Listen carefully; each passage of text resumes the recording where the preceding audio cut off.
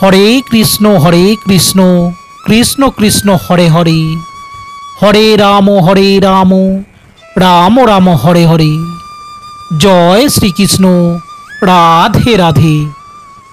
नमस्कार बंधुरा, मनोज कले अफिसियल चैनेले आपनादेरके अंतर थेके स्वागत जानाई। भारतीय दर्शन शास्त्र एवं विभिन्न देवदेवीर पूजा अर्चना पद्धति এই চ্যানেলের মূল আলোচনার বিষয়বস্তু। বন্ধুরা, আজকে আপনাদের সঙ্গে যে বিষয় নিয়ে আলোচনা করব তা হলো ভগবান শ্রীকৃষ্ণের নিত্য পূজা পদ্ধতি। খুবই সহজ সরল সাধারণভাবে আপনি ভগবান শ্রীকৃষ্ণের পূজা করতে পারেন, তাতেই তিনি সন্তুষ্ট হবেন। প্রত্যেক দিন যদি আপনি এইভাবে গৃহে শ্রীকৃষ্ণের আরাধনা করেন তাহলে গৃহের মধ্যে সর্বদাই সুখ শান্তি বিরাজ করবে।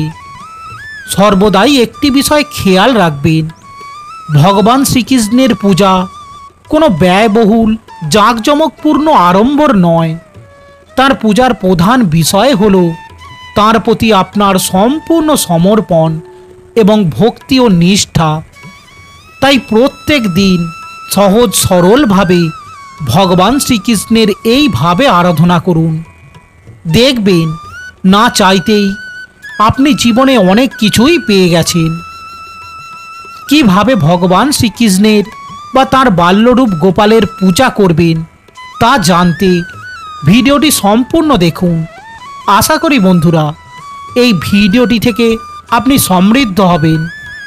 আর এই ভিডিওটি যদি আপনাকে উপকৃত করে এবং সমৃদ্ধ হন তাহলে অনুগ্রহ করে ভিডিওটি একটি লাইক করবেন, পারলে আপনজনদের উদ্দেশ্যে শেয়ার করবেন এবং এই ধরনের সমস্ত রকম ভিডিও পেতে চ্যানেলটি সাবস্ক্রাইব করবেন ও পাশে থাকা বেল আইকনটি প্রেস করে রাখবেন। তাহলে চলুন এবার জেনে নেওয়া যাক যে কিভাবে আপনি ভগবান শ্রীকৃষ্ণের বা গোপালের নিত্য পূজা করবেন। বন্ধুরা, যদি আপনার বাড়িতে শ্রীকৃষ্ণের কোনো মূর্তি থাকে তাহলে আপনি সেই মূর্তিতেই ভগবান শ্রীকৃষ্ণের পূজা করতে পারবেন। আর যদি না থাকে তাহলে অন্তত ফ্রেমে বাঁধানো একটি শ্রীকৃষ্ণের ফটো অথবা একটি শ্রীকৃষ্ণের মূর্তি বাড়িতে নিয়ে আসুন। ভগবান শ্রীকৃষ্ণের মূর্তির প্রতিষ্ঠার সঙ্গে সঙ্গে একটি গণেশ মূর্তিও প্রতিষ্ঠা করতে হবে। ভগবান শ্রীকৃষ্ণ এবং গণেশজির মূর্তিটি আপনি ঠাকুর ঘরের সিংহাসনেও বসাতে পারেন অথবা একটি শান্ত কোলাহল মুক্ত স্থান নির্ধারণ করে উক্ত জায়গাটি পরিষ্কার পরিচ্ছন্ন করে স্নান করার পর মূর্তি দুটি প্রতিষ্ঠা করবেন।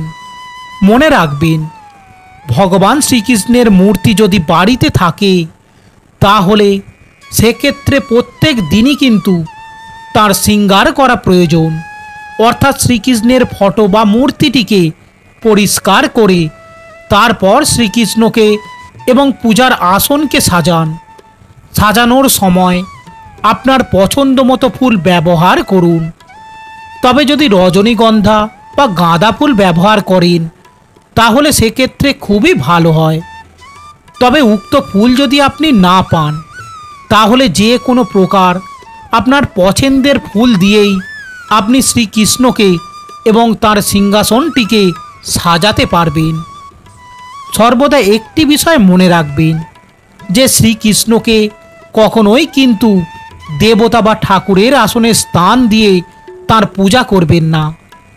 শ্রীকৃষ্ণ তা কখনোই পছন্দ করেন না, কারণ শ্রীকৃষ্ণকে নিজের সন্তান বা বাড়ির একজন সদস্য হিসাবে পূজা করলে শ্রীকৃষ্ণ সব থেকে বেশি প্রসন্ন হন।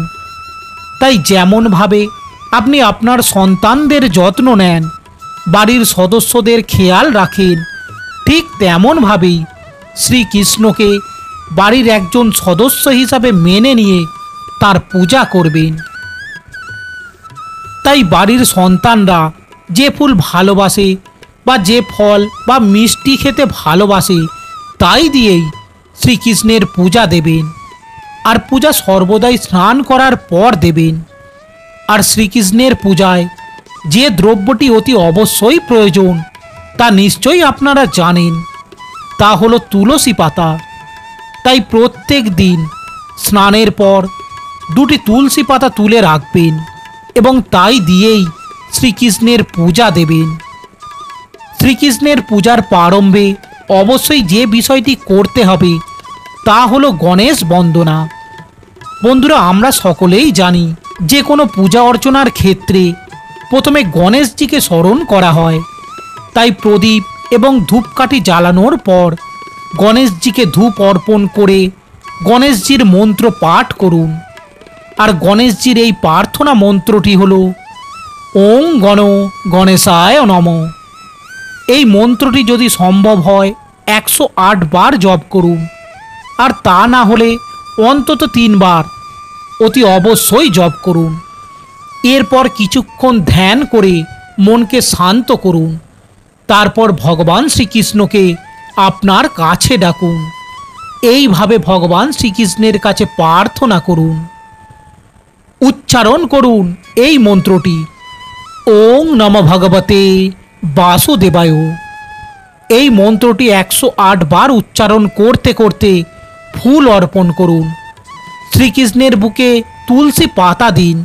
ফুল, মিষ্টি সকল কিছু নৈবেদ্য তার উদ্দেশ্যে নিবেদন করুন এবং তাতেও তুলসী পাতা দিয়ে রাখুন। এবং তারপর ঘরের সর্বত্র গঙ্গাজল ছিটিয়ে দিন এবং সর্বশেষে শ্রীকৃষ্ণের আরতি প্রদান করুন প্রদীপ এবং ঘণ্টার ধ্বনির সহযোগে। আর এই সমস্ত কিছুই করার সময় একটি মন্ত্র উচ্চারণ করে যেতে হবে 108 বার, আর সেটা হলো ওং নমঃ ভগবতে বাসুদেবায়। এটা আপনি মনে মনেও এই মন্ত্র উচ্চারণ করতে পারেন অথবা সশব্দেও এই মন্ত্র উচ্চারণ করতে পারেন। এই মন্ত্র যখনই বলবেন অন্তত 108 বার এই মন্ত্রটি উচ্চারণ করার চেষ্টা করবেন, তবে তার বেশি হলেও কোনো ক্ষতি নেই। এরপর পূজা শেষ হয়ে গেলে ভগবান শ্রীকৃষ্ণকে প্রণাম করুন। আর প্রণাম করার সময় কখনোই কিন্তু ভগবান শ্রীকৃষ্ণের কাছে কোনো পার্থিব বিষয়ে চাইবেন না, কারণ ভগবান শ্রীকৃষ্ণ আপনার মনের সমস্ত কথাই বুঝতে পারেন। কেবল প্রণাম করার সময় একটি বিষয় চাইবেন, যে কোনো অবস্থাতেই তুমি যেন আমার সঙ্গে সর্বদা সহায় থেকো। আপনার এই একটি প্রার্থনা আপনাকে সকল বিপদ আপদ থেকে রক্ষা করবে। তাই সর্বদাই মনে রাখবেন, ভগবান শ্রীকৃষ্ণের কাছে কখনোই কোনো পার্থিব বিষয়ে কিছু চাইবেন না। এবং পূজার শেষে অতি অবশ্যই ভগবদ্গীতা পাঠ করবেন। অন্তত একটি শ্লোক অতি অবশ্যই পাঠ করবেন। ভগবান শ্রীকৃষ্ণ ধর্মীয় আচার পদ্ধতির চেয়ে কর্ম করাকেই বেশি গুরুত্ব দিয়েছেন। তাই মানুষের মধ্যেই ভগবান আছেন এই বিচার করে আমাদের কাজ করে যেতে হবে। ফলের প্রতি চিন্তা না করে নিষ্ঠা সহকারে নিজের কর্মকর্তব্য করে যাওয়া, এটাই ভগবান শ্রীকৃষ্ণের প্রতি আমাদের শ্রেষ্ঠ পূজা। তাই নিষ্ঠা সহকারে কর্ম করে যান এবং এইভাবে শ্রীকৃষ্ণের নিত্য পূজা করুন। তাহলে অবশ্যই শ্রীকৃষ্ণের আশীর্বাদ আপনি পাবেনই পাবেন। তাহলে বন্ধুরা, আশা করি এই ভিডিওটি আপনাকে সমৃদ্ধ করেছে। আর ভিডিওটি যদি ভালো লাগে একটি লাইক করে যাবেন। ভালো থাকবেন, সুস্থ থাকবেন, শ্রীকৃষ্ণের কাছে এই প্রার্থনা করে আজকের ভিডিওটি এখানেই শেষ করছি। জয় শ্রীকৃষ্ণ, রাধে রাধে, ধন্যবাদ।